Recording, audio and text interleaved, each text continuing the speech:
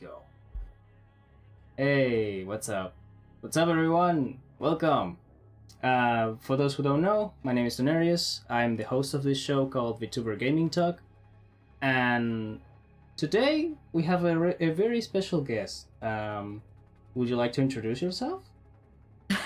Sure. Hi there, everyone. I'm Ari. Nice to meet ya. I'm a snack demon VTuber. And, that's about it. Yeah, very simple and straightforward. I like it. The first, thank you, Atrenu and Han for the follows. Also, Ari, thank you. Appreciate it. And I forgot to follow earlier. oh shit. Thank you also, Tono, for the follow. Appreciate it.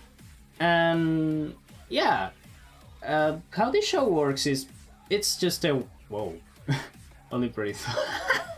Nice name, by the way. Thank you for the follow, pretty. Yeah. So it's just a back and forth conversation. It's not like a prepared script type of show. So let me just start with the usual question I do. What you consider your favorite games? Oh my god. Why would you ask that? It's the classic, it's the usual, you know how it is. You can't come into a talk show about video games without that being the first question. It's like addressing True. the elephant in the room. Okay, fine. That's valid. Okay, so at heart, I have been a Nintendo gamer since I was a kid. So I do love the good old Pokemans, the good old Kirby. I play a lot of JRPG games. I like Xenoblade. I like Persona series. I like, oh my god, a lot of things. I've played some gacha games. I haven't played them recently, to be honest with you. I played like Fire Emblem Heroes. I played like Genshin a bit. I played, God, a lot of basically I like the fun and bright, colorful games that are like kind of crazy. Yeah, Bayonetta series is one of my favorite series of all times. That game is M and also less colorful, but Hey, I love Bayonetta. yeah, Bayonetta is fun. I know, right? Yeah, Literally, the game itself is so fun, and also just Bayonetta as a character is such a cool, like, freaking character in general. I love her.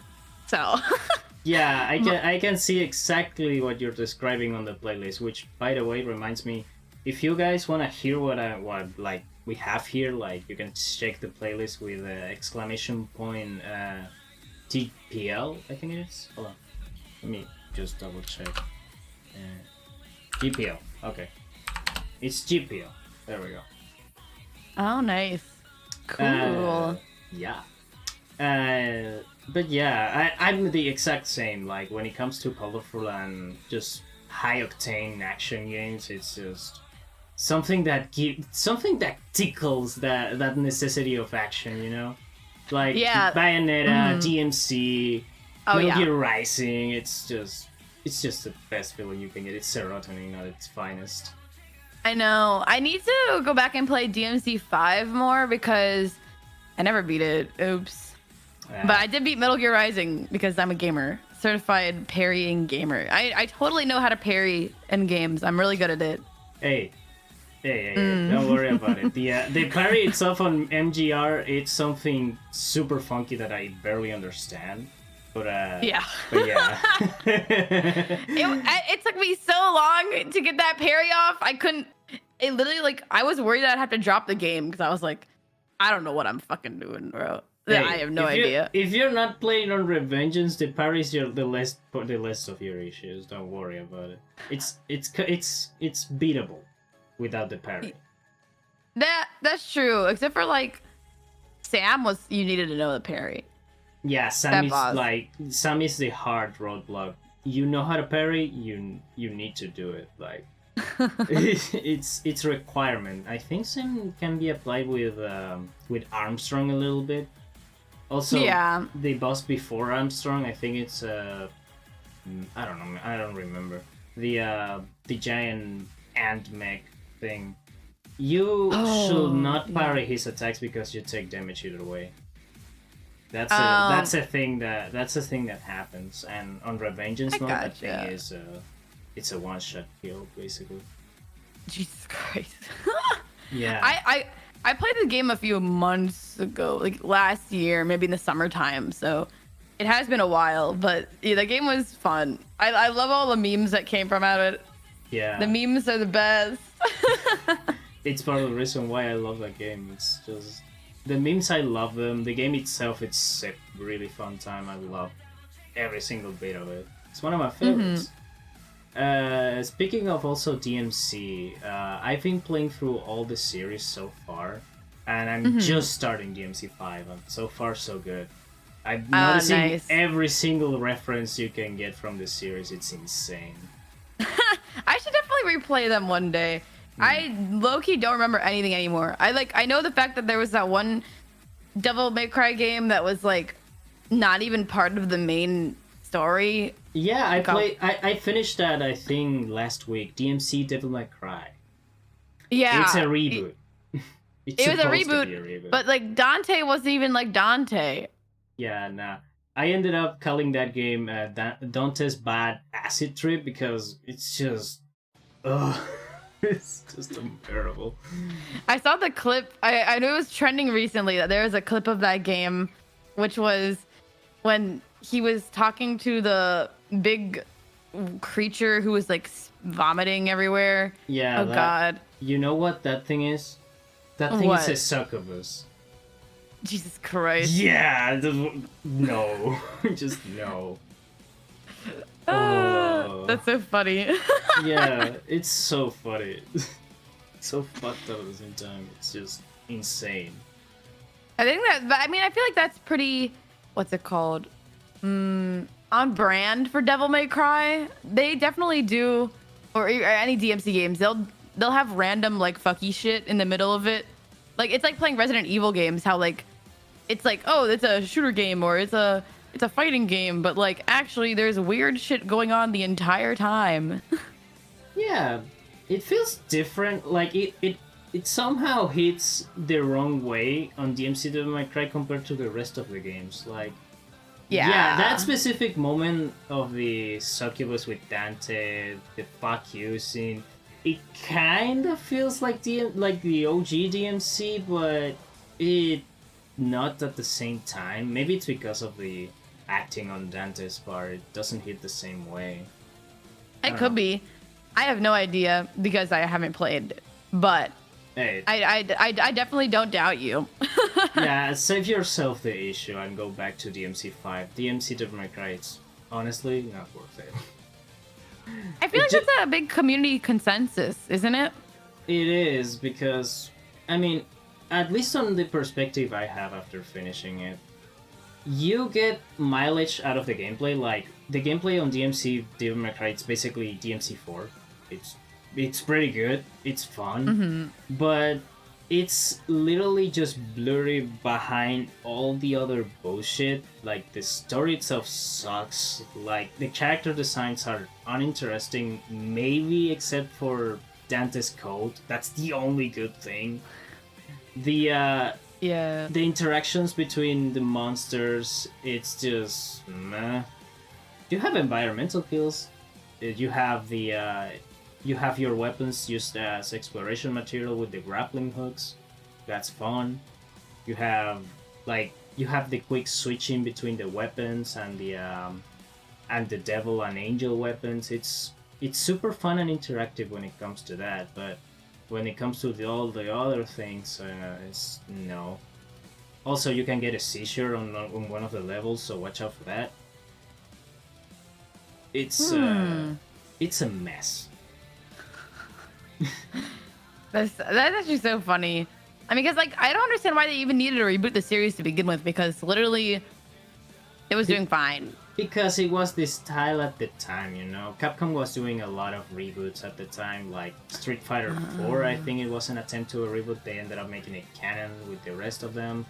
Bionic Commando was a reboot, and I don't know why they wanted a reboot for DMC in the first place, because DMC4, maybe because DMC4 didn't sell as well as they expected and they wanted something fresh and new and something like that, and they ended up just not doing very well. Besides, the team behind DMC Devil May Cry, it's not like the usual team behind the games. It's Ninja Theory, which if I don't remember what other games they made. I remember Enslaved, which is a pretty fun game. It's like a finisher, self-focused action game. I kind of like it. I might try it out on stream later on. But Ninja Theory, when it comes to gameplay, so far of the games I've experienced from them, it's pretty good. Like DMC Devil May Cry and Slave, both of them are pretty fun in the gameplay department. And Slave has the better story though. Gotcha. It's a more story heavy, and it has some really neat elements on the story. It's cool. It's basically another way to tell the Journey to the West. You know how a lot of like the Monkey King story, Goku story, and all of that. It's another way to tell it. It's very cool. I gotcha. Well, that's lit. Yeah. Let's see. What else I have on here? Oh yeah, you said you have you played Pokemon's, yeah, right? Oh yeah. Well, what are your experience with the games? Like, what games have you played so far? All of them. Okay, do you have? I played all of them. I've played the spin-off games. Ooh. There's a few spin-off games I haven't really played as much, but I've played most of the spin-off games. And yeah, I started playing Pokemon when I was like 5 years old. So. Okay. Yeah, you grabbed it from very young, so yeah. That makes sense. Nice. Any fun experience you had with the games? Like any particular experience you can remember from the top of your head? Well, I could say my hot take about Pokemon. Go ahead. We'd take those. Here's my hottest take. The hottest take of all that could be about Pokemon. I think the spin-off games are high-key better. Sometimes. Than mainline? A lot of the times. Mm-hmm. Than the mainline, yeah. Yeah. Because, I don't know if it's a hot take or just a minority hot take. I have no idea. But when you play like Mystery Dungeon, some of the earlier Mystery Dungeon games, the story was incredible. The gameplay was super fun. The world building was awesome.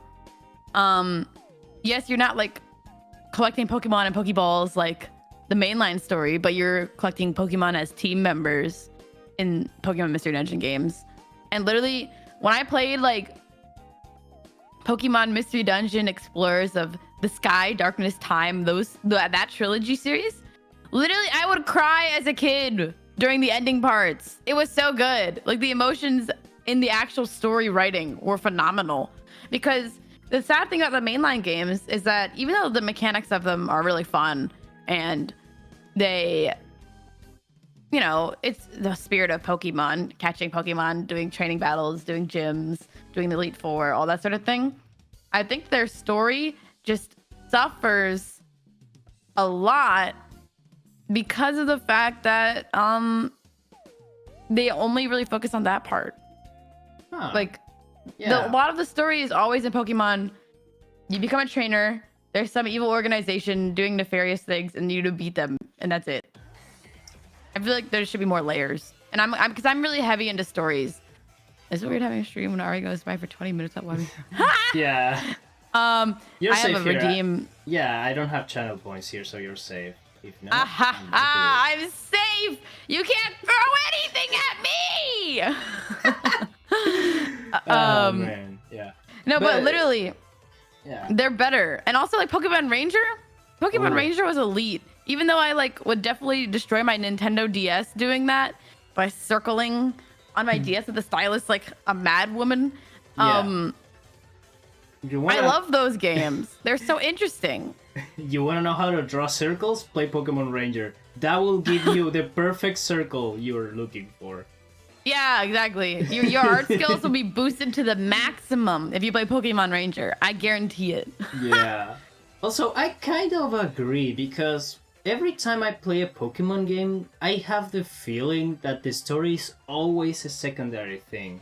Like I'm Yeah. doing mostly the gyms and going through all the towns, maybe collecting the Pokemons and the Pokédex, but it feels like the story, like the bad guys at the time, is just something like on the side of all the things I'm doing. Like everything feels on the side. The gyms, the bad guys, the other like secondary plot missions. The Mm-hmm. mainline thing on a Pokemon game, on the mainline games, is just going through all the places, collecting the Pokemon, and that's it. That's what it feels the main thing on Pokemon is. And when it comes to the like spin-off games, Mystery Dungeon, DX, and all of that, Oh it yeah, feels dear. like those are more RPG like. Like Mystery Dungeon is built like as a story that you go progressing little by little, getting more team members and experimenting with them.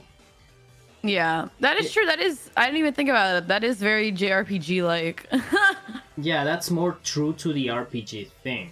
Pokemon, in and of itself on mainline, it's doing something that is going off of the traditional story-heavy RPG, and it's just giving you a world to explore. Mm-hmm. That yeah, you have roadblocks like the story progression and the gym leaders because you need them to level up your Pokemon so they can have new moves, they can evolve, and all of that. But Mm-hmm. that doesn't feel like the main thing for me. I don't know why. I get it. I get the feeling on like the story matters even more on the other games. Maybe because it matters more because you need them to progress little by little on the story. Mm-hmm. But still, I mean, I get your point. I'm not gonna knock the main story, the main games, because if people just want to collect Pokemon, that's it does exactly what you want.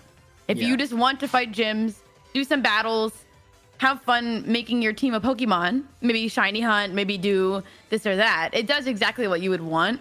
But for me personally, I'm just more of a story-based person, and I like it when my games have a compelling story and fun mechanics. Because Pokemon mechanics are fun. They're fun, and that's why the most recent game in the main series, which was Scarlet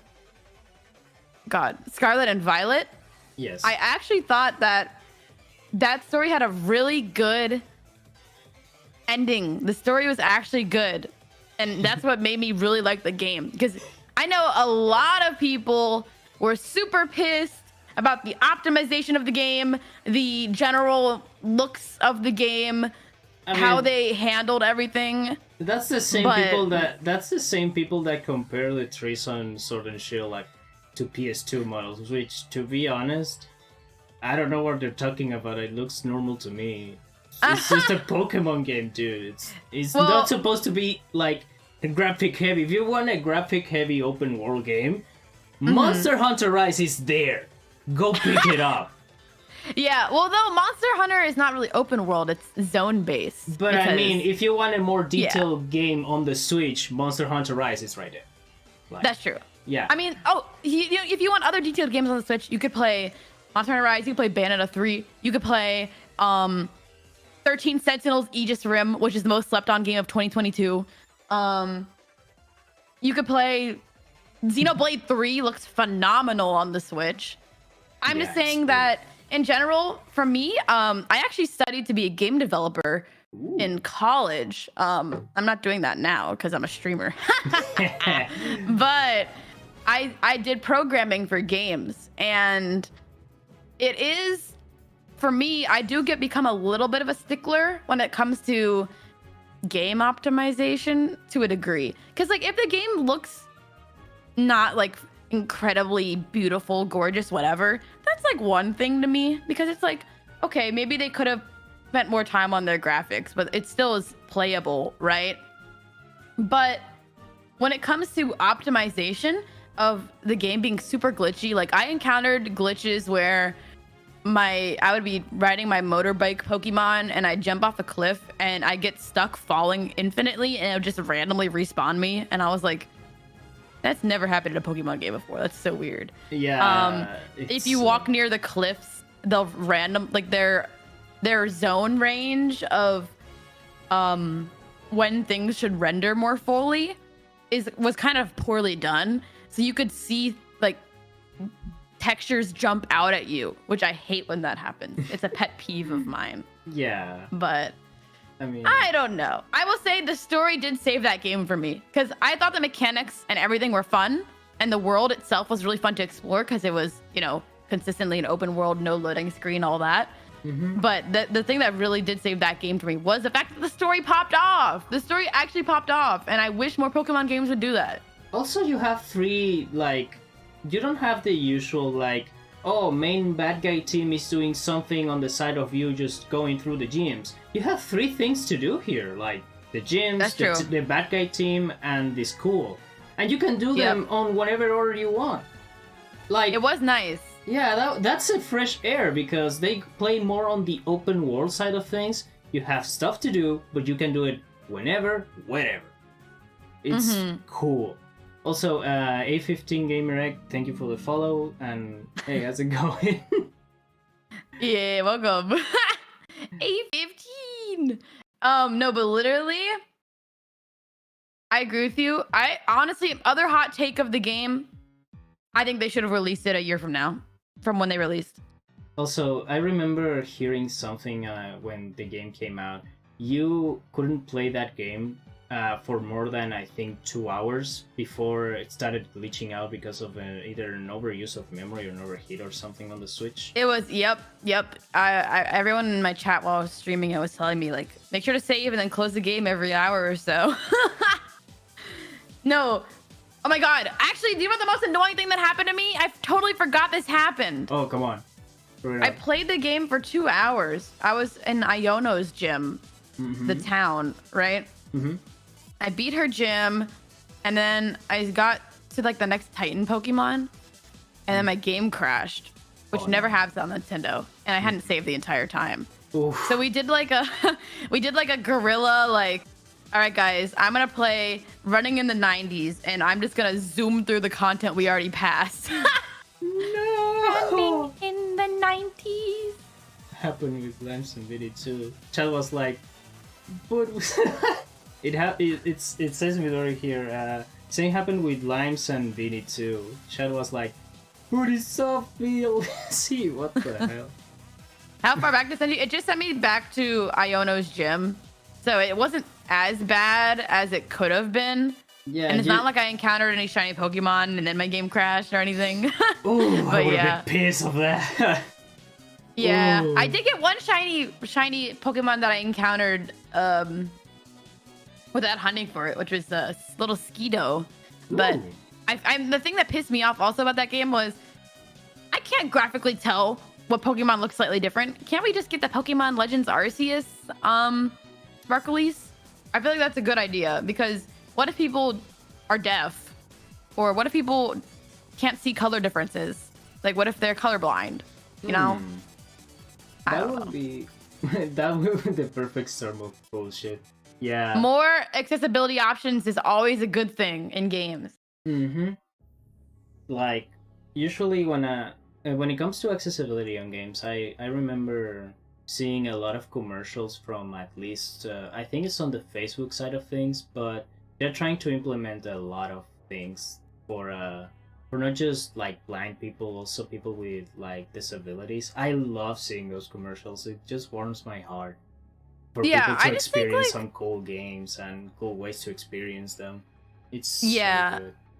I have a friend from college I haven't talked to in like years, but they were completely blind. So whenever I would talk about games and stuff with them, they wouldn't really be able to relate to me that much because they can't play games because they're blind. So I'm hoping that in the future there are various other accessibility options that people get to that can maybe actually, what's it called, help out for once. But I don't know, because I like, even like when I booted up like I booted up Hogwarts Legacy the other day, and when you first boot it, it starts with audio about helping you with accessibility options. Like it doesn't even like try to hide them in some stupid menu in the back and you have to like search for it. It literally starts with like, here's your accessibility options, and it talks at you. So if you maybe have some sort of sight issue, it'll tell you like press a space bar if you need some like audio issues and stuff. And I was like, okay, that's kind of lit. Yeah, that's actually really cool. Usually the accessibility options you get on most games are either gamma adjusting or maybe changing some of the like UI colors. But aside of that, yeah.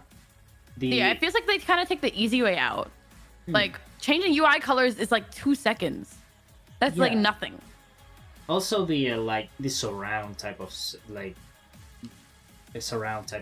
sound configuration, that also helps a lot with like immersion and for people that cannot see very well either way, they have a way to locate themselves.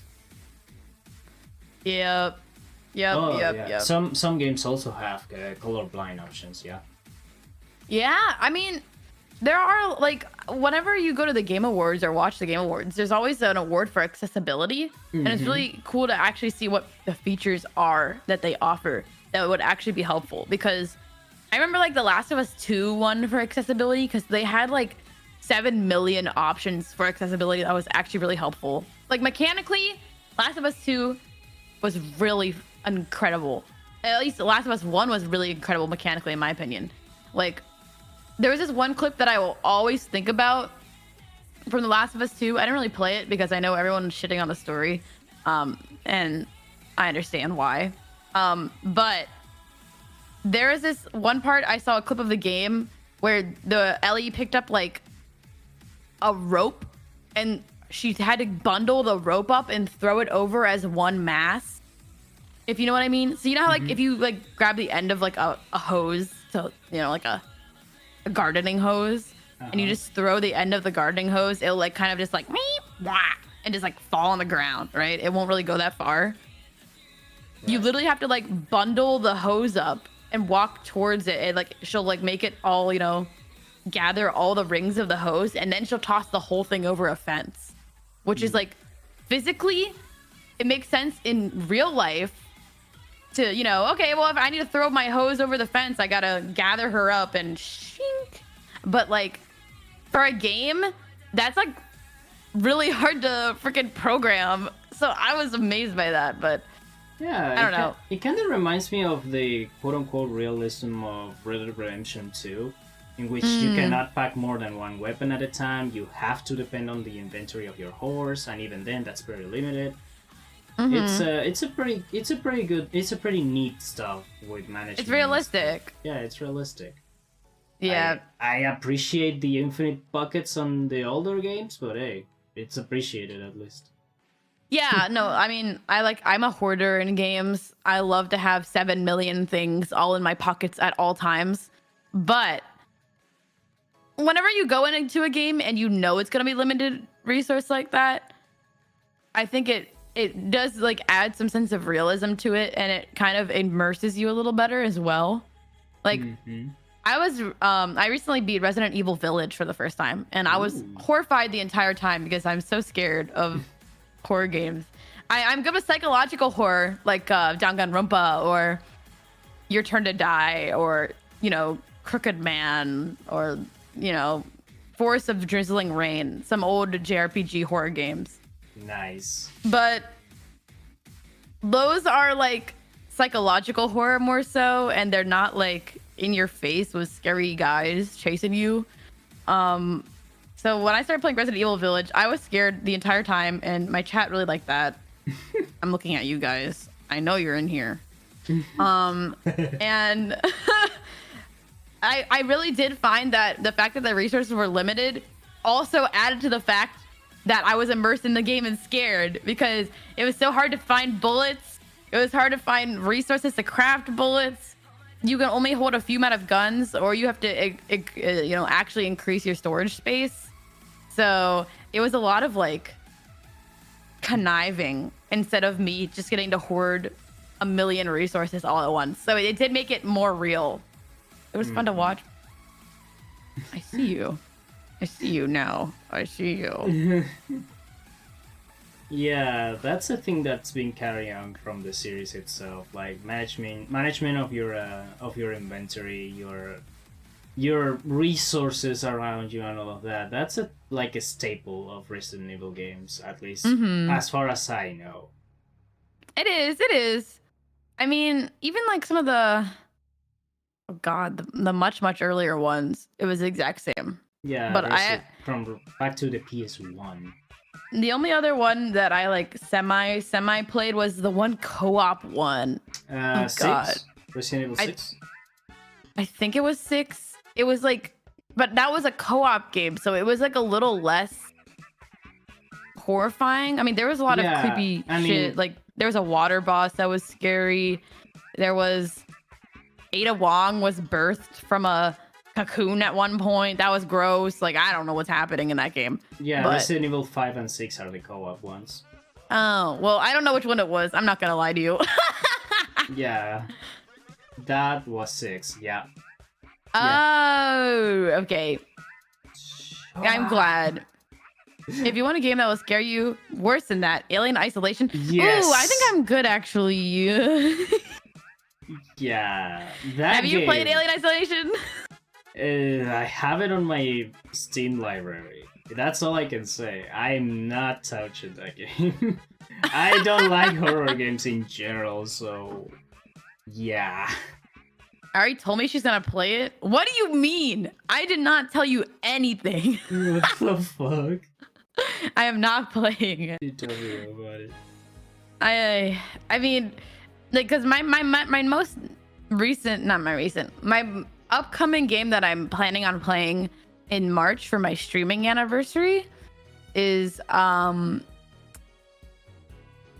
Ring, which is not horror, but yeah, but it's a Souls-like. It's a Souls-like, so I'm terrible at those sorts of games. Yeah. I'm terrible at them. Only one I've played is Kenna Bridge of Spirits, and that was not even really Souls-like. It was like Souls-like, but you also Kenna Bridge of Spirits. That's a right. That's a puzzle game. That's a 3D platformer puzzle game, if I remember correctly. It is, but the fighting is Souls-like. Yeah, Kenna's so good. It is so good. It was phenomenal. So bad, and I don't have any money to buy it. God damn it.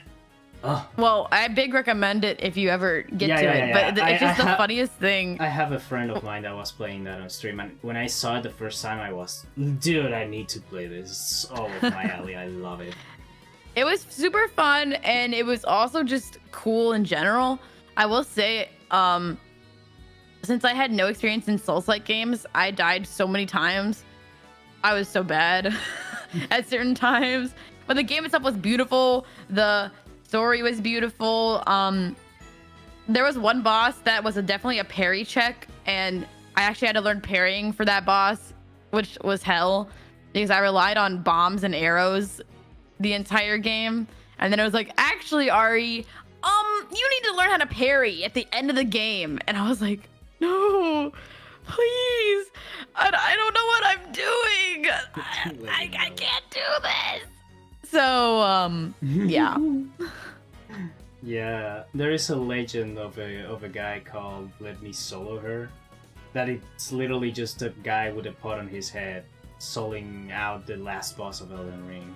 Oh my god. Yeah, that's a legendary guy at this point. I've never heard of that. Yeah. My knowledge of Elden Ring is very minuscule because I like to go into games blind. Yeah. I don't like if there's a few trailers, I like trailer reacting. But if I'm gonna play a game, I want to go in completely blind, so I don't know anything that's gonna happen, and it's more like a genuine experience, I guess. Like, there's some games that I'd love to play on stream, just so more people would have experience with those games. But since I already know them, I feel like a fake person if I play them. Yeah. Like the game I mentioned earlier was 13 Sentinels, Aegis Rim. Mm-hmm. That game is so incredible.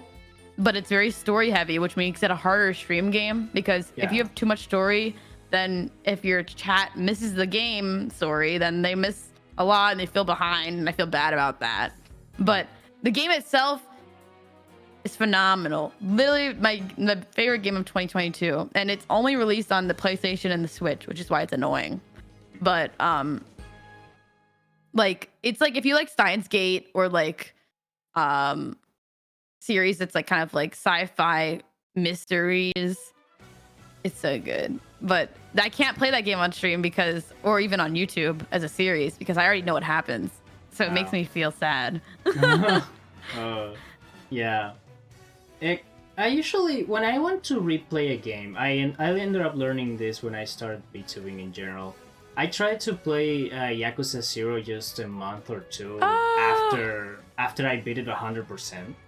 I love that series. Yeah, I love it too. It's one of my favorites. But the thing is, I ended up learning this is worthless.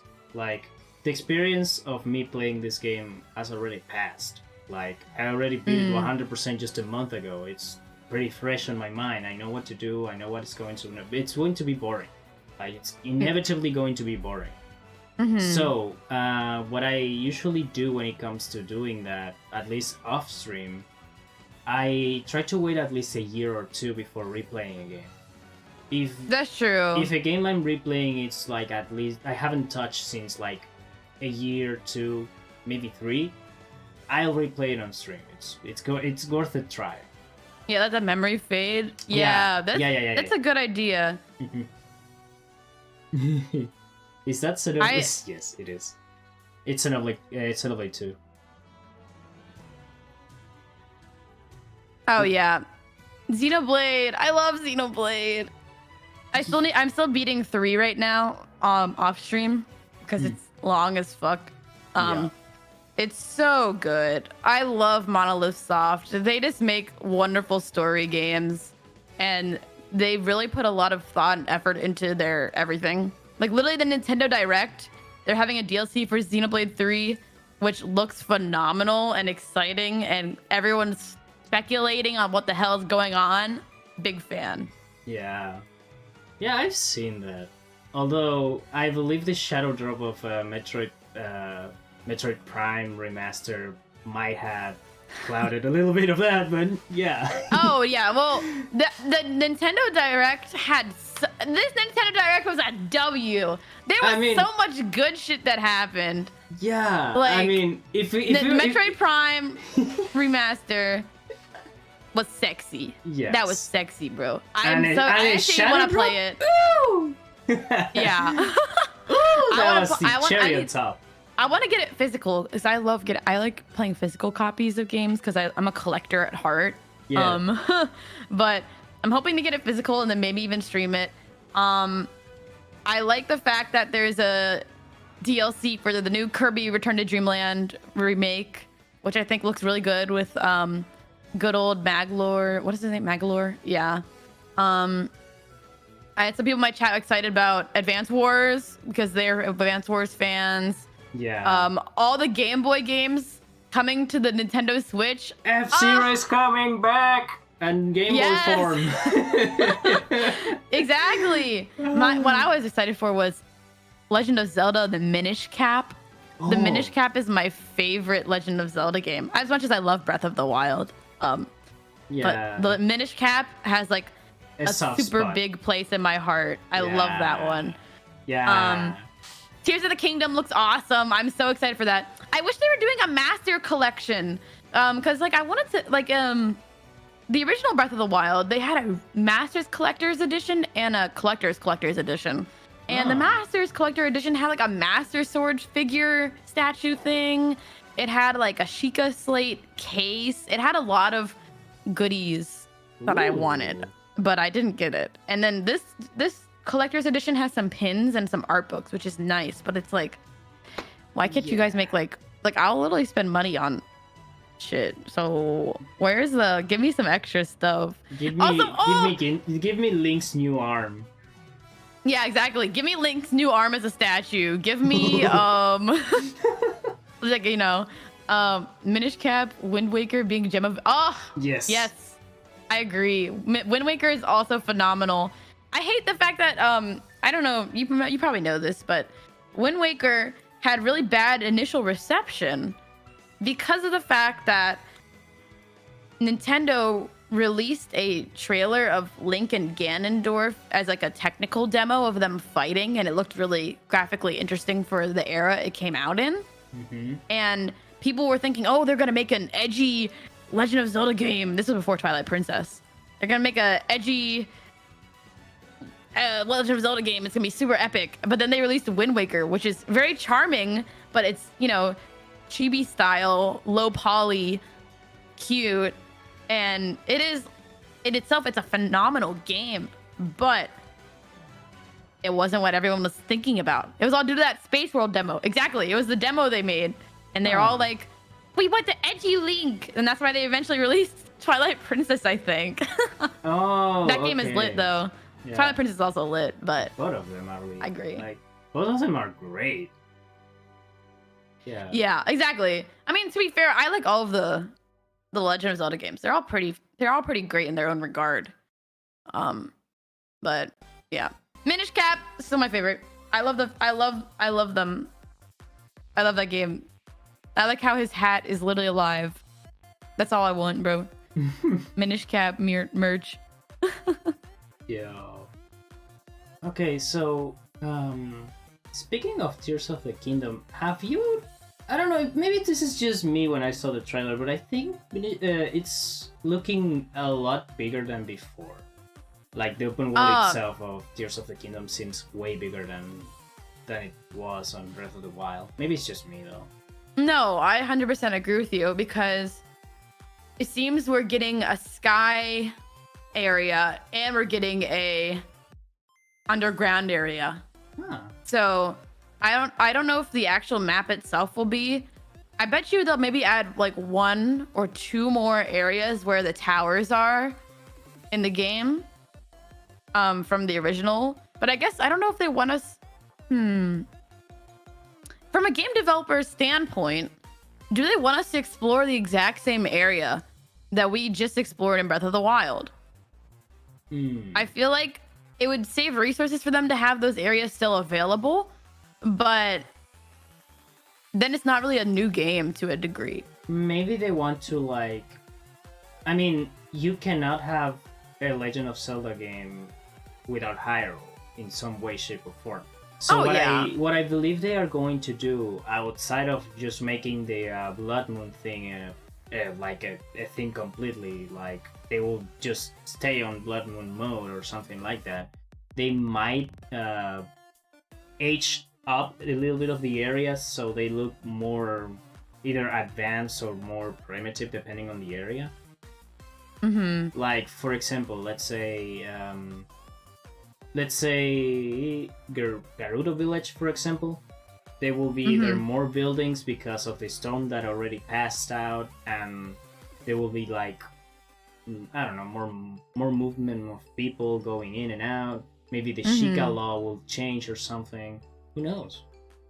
Yeah, I mean, they could also do something with like the ground breaking and areas kind of morphing, because if we're doing underground stuff to begin with, like there could be cracks in the ground where land kind of shifts. Because in the trailer, it kind of looked like there was a lot of chaos going on. So, morbing. No.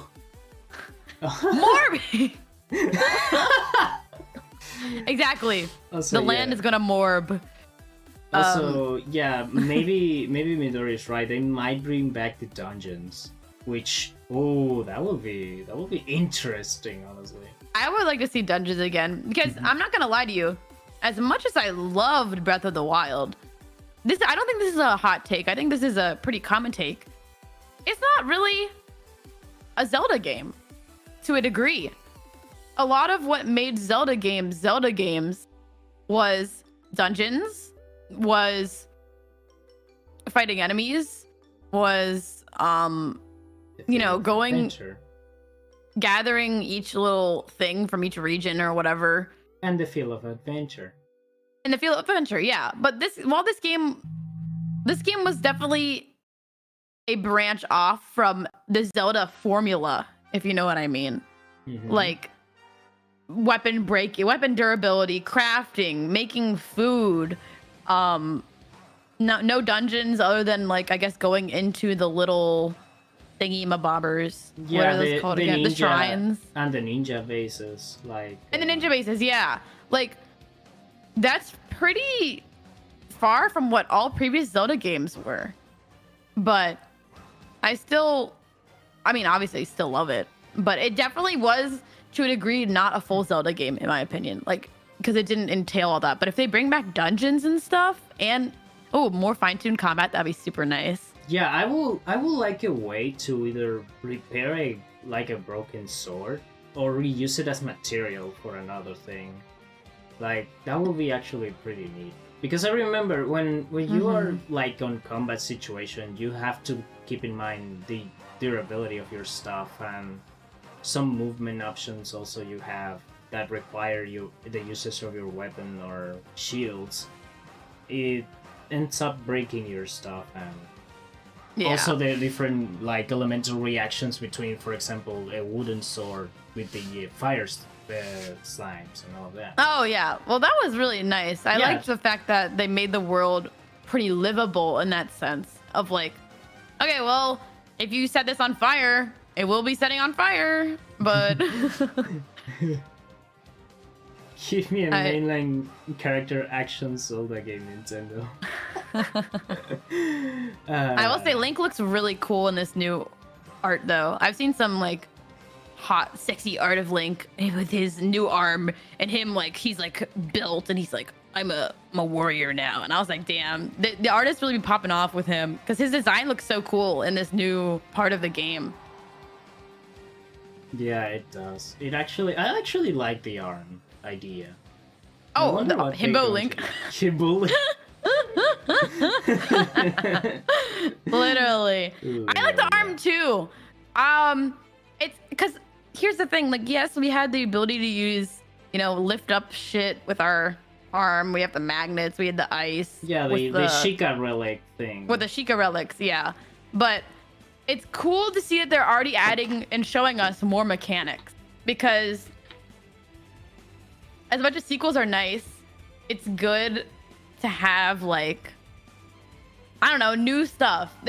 Like you want new stuff in the game. Yeah, I remember.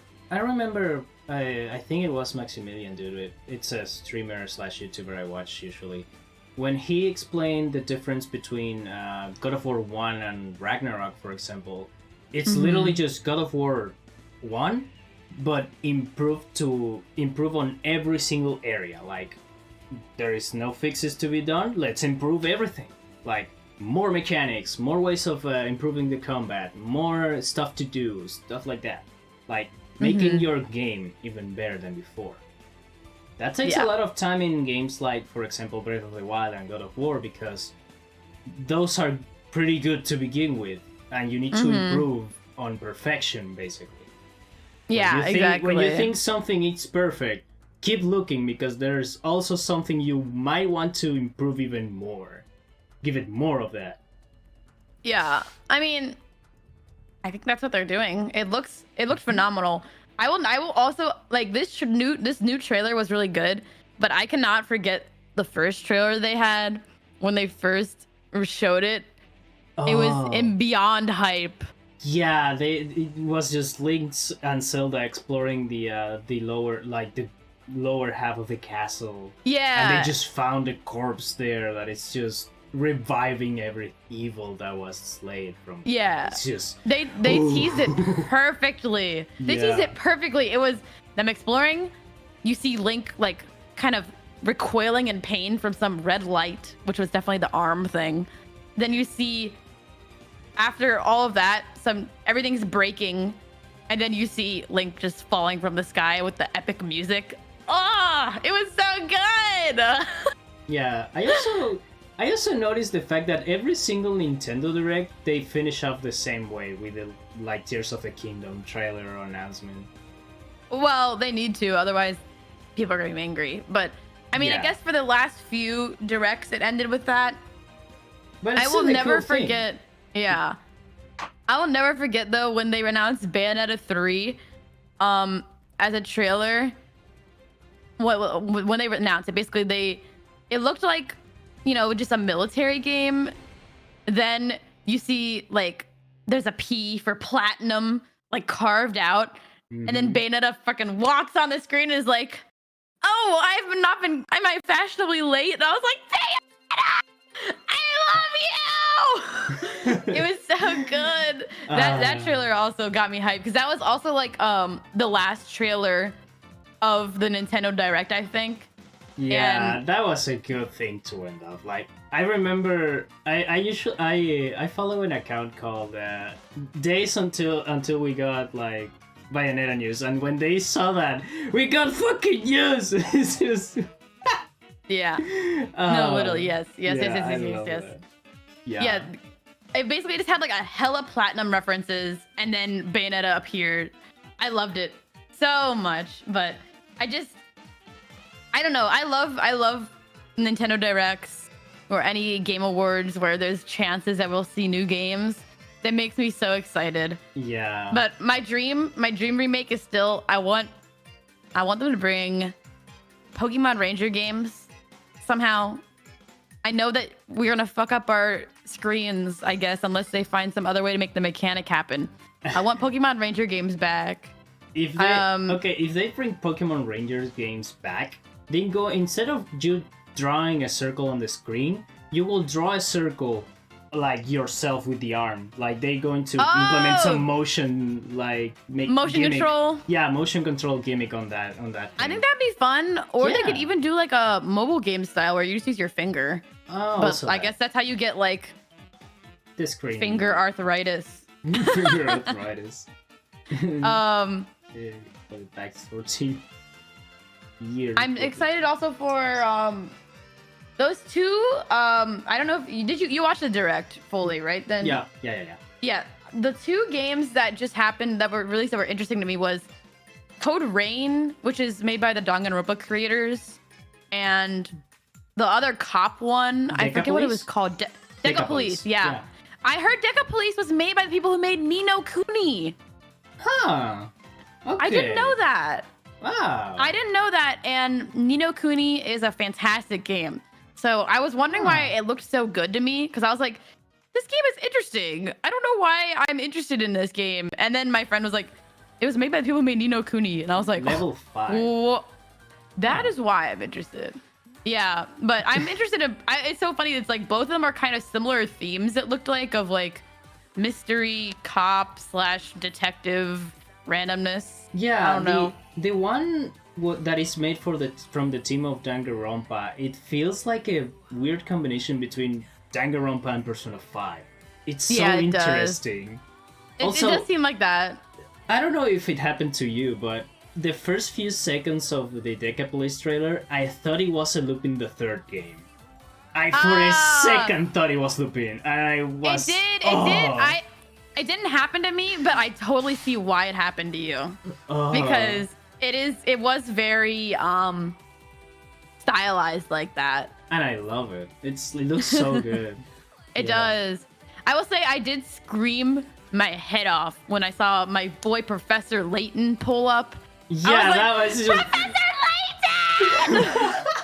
It was just out of nowhere. Oh my god, I would also kill for a new Ace Attorney game. I'm actually a huge Ace Attorney fan. I love all of the Ace Attorney games so much. But there's no more. Chronicles, I believe, then. Like the last. Yeah, okay. Cool. I am like 2 cases off in the Great Ace Attorney. Ooh. The second half of the Great Ace Attorney. That game was phenomenal. If you didn't know, Great Ace Attorney is like Ghost Trick. Yes. Yeah, I screamed out Ghost Trick too. Ghost Trick. I was like, yes! I love that game. I might replay that on stream because it's been years and I kind of forget what happened other than one main twist. So it'll be good. Maybe I'll play it on stream. But basically, in The Greatest Attorney is a prequel game, sort of. It's supposed to be like Phoenix Wright's ancestor, right? Uh-huh. And first up, the mechanics of that game are really fun because you have a jury of people you have to like change their opinions, which is cool, which is not really a thing they've done in other Ace Attorney games. Yeah. And the music is banger because Ace Attorney just makes banger music. And this story itself is phenomenal. And I didn't realize I'd like it as much as I did. That game was actually under lockdown and only in Japan for like a few years. Do you know why? It's a very interesting reason. Why? They have Sherlock Holmes in the game, but Sherlock Holmes is like restricted under IP that they can't like, but not like some society of people have like copyright with Sherlock Holmes. What? And they didn't know. Yeah. So they didn't know how to bring it to America or other countries because Sherlock Holmes was like a copyrighted name or something. But then, thanks to Persona, they referenced Sherlock Holmes in their game and they called him Herlock Sholmes or something. Sholmes. They changed his name. Right. So they realized, wait, if we just change his name to Herlock Sholmes, we can release the game. And then they did! Oh. Wait, what the fuck? I thought it was public domain. The fuck? There's like, it was weird. I was reading about it. There was like one part of him that isn't public domain. I don't get it. It's confusing. All I know is that he's sort of public domain, but he's also sort of not public domain by like these one group of people has stopped something. It's so weird. It was like, it's so deep. It's a wild story. Exactly. Yeah, it is. But I don't know. Big fan of Ace Attorney. I hope we get a new game soon because, or even I would be totally down for more great Ace Attorney games because I love that cast of characters. But I also don't know how the second game ends in that series because I haven't beat it still. So I don't know if it ends on like a finite note or not. But yeah. Do you mind if we talk about Yakuza a little bit? Sure. I'm a huge Yakuza fan. Side note, I bought some plushies from some artist recently of Kiryu and Majima. Oh, you need to show me those. They're really cute. I'll link you after. Oh, hell yes. It's so funny. She also sells them with like multiple alternate outfits. So they had some really funny like bunny girls, but they're not sexualized, but like they're literally wearing like little bunny ears with a little outfit. And I was like, bro, you can make Majima wearing a bunny girl outfit? That's kind of funny, and I bought it. Anyway. That sounds on brand on Majima, though. I mean, that is super on brand for Majima. Like, literally, you already know, what's her name? What did he call himself when he dressed up? Goromi. Goromi, yeah. The fact that I still remember that, it's something that I Do you will know not what's so forget. funny? I went to an anime con like 5 years ago, and while I was there, I saw some artists selling tiny dakimakuras, like tiny body pillow keychains, and I bought one that literally was just Goromi. Nice. I don't know where it is now. I need to find it. It's literally just a tiny body pillow of Goromi. It's not sexual, but It's just a body pillow. it's just a tiny little body pillow keychain. It's so funny. That's so meta. Like a tiny body pillow for a keychain. That's super meta. What the? Isn't it funny? Yeah, it is. If I could find a picture of it, I'm gonna post it on my Twitter one day. Hell I love yeah. it. Also, did you notice on the Game Awards of last year a cosplayer on front seat, a cosplayer doing a cosplay of Majima? Just I didn't. it's what No. the guy is just literally front seat, clapping for the Game of the Year award. It's just the guy is just there. Well, why not? It's the only Is he cosplayer like, on the whole thing. Is he normal Majima, like Majima from Yakuza Not Zero? It's from Yakuza 1 onwards. Yeah. Like one or Kiwami? Okay. It's one Kiwami, yeah. That makes sense, because that sounds more iconic. But yes. Oh my god, I love that. Yeah, it's just so good. The I'm cosplay's really really accurate. I'm really excited to play like a Dragon Ishin. Ooh, yeah, that's the remake of the PS3 game. I really want to. Yeah, try I never that one. played it. And it looks like literally the same shit, but they're in the past. So I'm excited. Yeah, you have characters from all the games, like including Zero. It's just insane. Everyone is coming back. It looks like a good culmination. Yeah, everyone is going back for that one. And all the stuff they are announcing, like some wrestlers for the mini game of the game, it's just incredible. I haven't seen that. They're grabbing wrestlers. Yeah, I don't remember the name of this guy. It's a famous Japanese, I think, wrestler. Tony Omega, that one. Ooh. Kenny Omega or Tony Omega? I think it's Tony Omega? Something Omega. Oh, okay. Because I follow AEW and just general wrestling news because I love them because they're so funny. I like how their stage presence is insane. But Kenny Omega is he has the finisher. That's he has the finisher for One Winged Angel. Yeah, he has a finisher. That's the name of the move he has on the game. Like he has a move called the One Winged Angel. They actually are putting him in the Yakuza game. It's just for the mini game. You know how in Yakuza, I think it's in Kiwami 2 you have the Goro Majima construction thing. Yeah, oh my god, I love the construction agency. It's I think it's kind of the same thing, but in this Ishin style. So that's they are insane that they're bringing Kenny Omega there. It's just great. Omega! That's crazy. That's so fun. I love it. I wonder what's next for Judgment. Yeah. I don't know. Judgment. I haven't... Is there 2 games? I've only played the first one. It's Judgment and Last Judgment. I've Both only of them played are the first. Everywhere now. I need to play more. I liked what's his name? Oh god, the main character's name. I don't know. He's just a guy. He's just a police guy. Yeah. Well, his friend is like, oh god, it's been a while since I played that game. Takayuki Yagami. Yeah, Yagami. Yep. I don't know. Do you play the game in Japanese? I assume so, probably. I didn't play Judgment yet. I still own to myself playing Yakuza Like a Dragon, Dead Souls, and Ishin. I played through all the others except for those 3. Okay. Yeah, and the Judgment games. I mostly played the beginnings of the Yakuza for like Yakuza 0, Yakuza Kiwami 2, and then 3 they just remastered a while ago, right? They remastered other ones, the whole. Yeah, they remastered 3, 4, and 5, right? Yeah.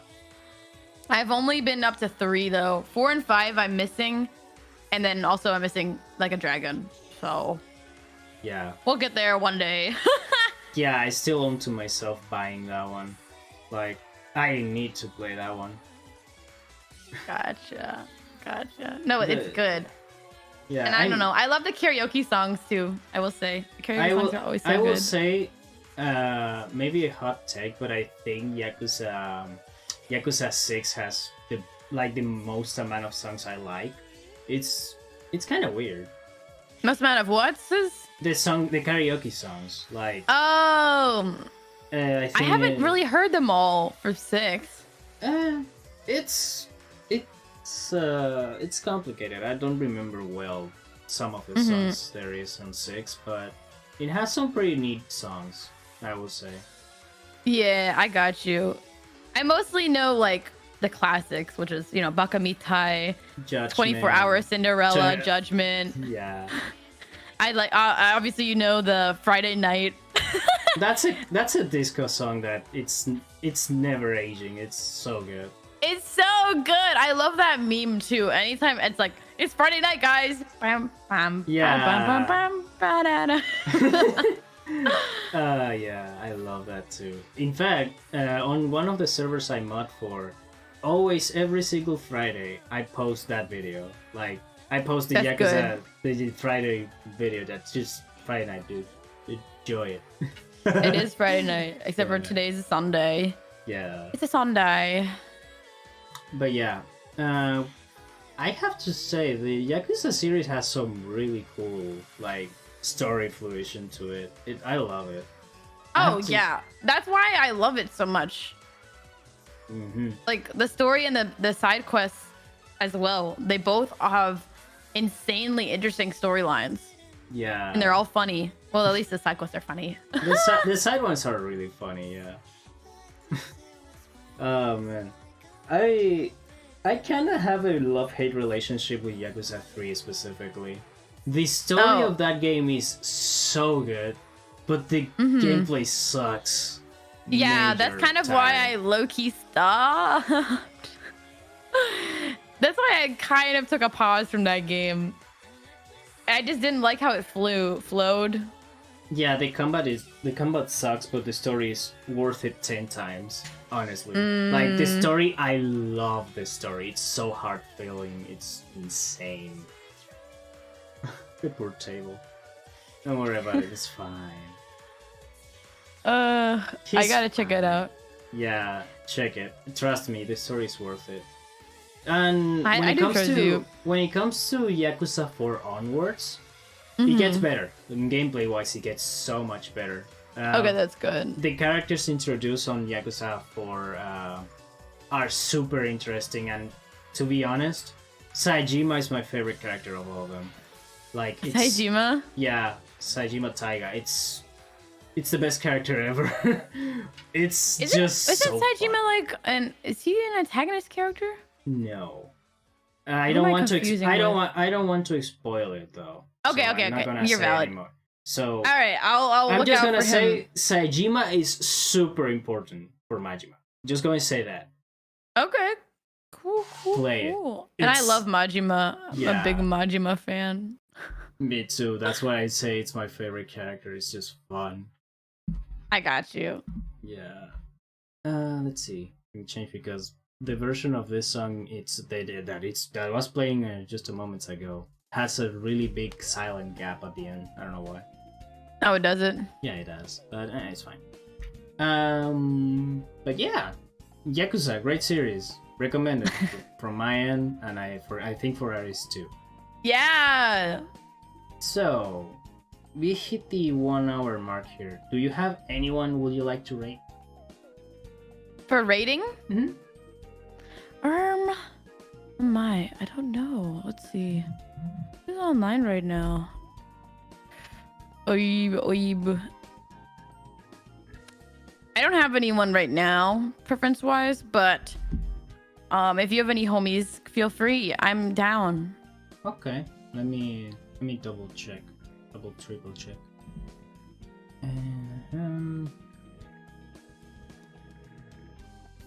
You know what?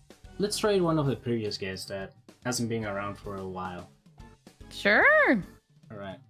This is going to be chaotic, so be warned. All good. Well, thank you for having me today. Oh, thank you for being here in the first place. Of course. Alright. We're going to raid Vivichan the Dragon, one of the previous guys over here, and a dragon with full chaotic energy, so be aware with that. From chill to I'm excited. chaos. Yeah, it's going to be fun. But yeah, I thank you very much for being here. It was a pleasure to have you here, and we need to repeat this sometime. Sure, let me know. I appreciate it. Hell yeah. But yeah, you can check Ari's socials with the command TG. Go check her out. There's the socials. And yeah, appreciate every single one who showed up for this. And you guys might... Yeah, 10 raid. Or wait, no, wait. BTG raid, maybe. But yeah. Here is the channel for those who are getting behind on the raid. And I think that's pretty much it. See you guys next time. Bye. Bye, guys.